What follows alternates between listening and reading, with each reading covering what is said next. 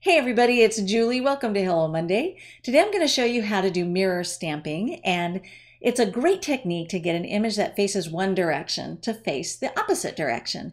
And I'm going to start by taking a set called 12 Days, and I'm going to use this little calling bird from the set. And I have to admit, I absolutely love this little guy. He cracks me up. This set was probably my most favorite to illustrate at the holidays, and I love the fact that so many of the images can be used all year round. You just got to do a little bit of thinking about your sentiments to go with them. So I'm going to start by taking the calling bird and see which of these solid images will accommodate him. I need a solid stamp that is large enough to fit all of his details on there. And I'm just using this pair because it is all solid, and it's from a set called Cute Fruit by Paper Smooches. So you could use any stamp you have that will give you that large expanse of clear, good quality photopolymer. And I've already stamped the bird now facing his normal direction. And to create the mirrored effect, I'm going to ink him up again and stamp him onto the pear. And then when I place that over, I can see right through that and position him right there opposite or facing the other bird. And there I've got my mirror image.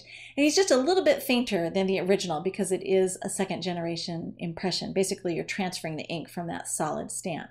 Now you could use any stamp you like for this. If it's an image that has a lot of detail, just flip it over and use the large expanse of the back side of that image. But like I said, if it's rubber or wood mounted, you're going to have a hard time seeing through that for positioning. Now, my practice session went really well. You want to make sure that you go straight down and come straight up, so you're not moving or shifting that stamp when you transfer the image onto that large solid expanse there. And I like doing my mirror image first. And I put some fun foam underneath because sometimes I don't always get a nice even impression when I'm doing this. So just to make sure, I like to use a padded surface underneath, like a magazine or a piece of fun foam. This is a piercing mat that I've had for a long time. It's nice and thick and it's cushy. And then once I've got my mirror image in place, I'm just going to go ahead and re-ink him and go ahead and stamp him down in the other corner there of the card. And as you can see, the mirror image is going to be slightly paler than the way he is when he's stamped normally. So I'm just going to take a fine tip marker and just trace over his details so that the ink intensity appears to be the same, and nobody will ever know that was a mirror image.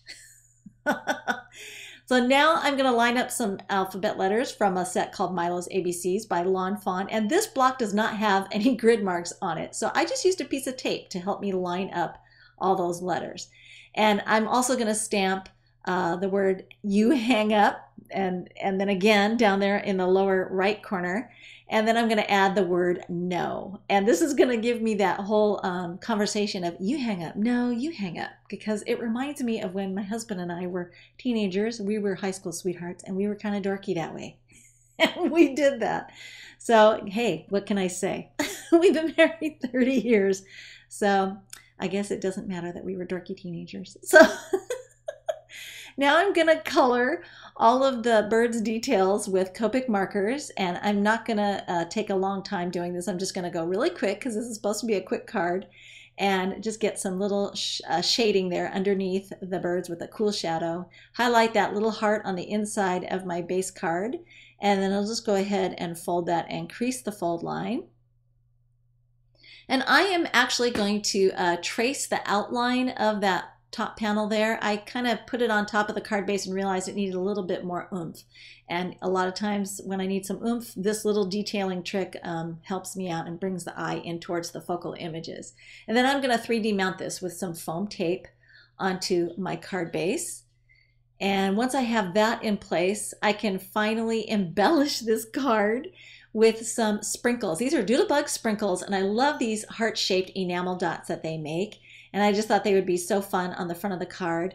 And as a last finishing touch, add some glossy accents to that heart on the inside and let it dry thoroughly, and it will give me that 3D effect. So I have that enamel effect going on the outside and the inside of the card. And then I have to admit, when I finished off camera, I added some orange stickles to the bird's beaks. And this is how you get a mirrored image. Thanks for watching.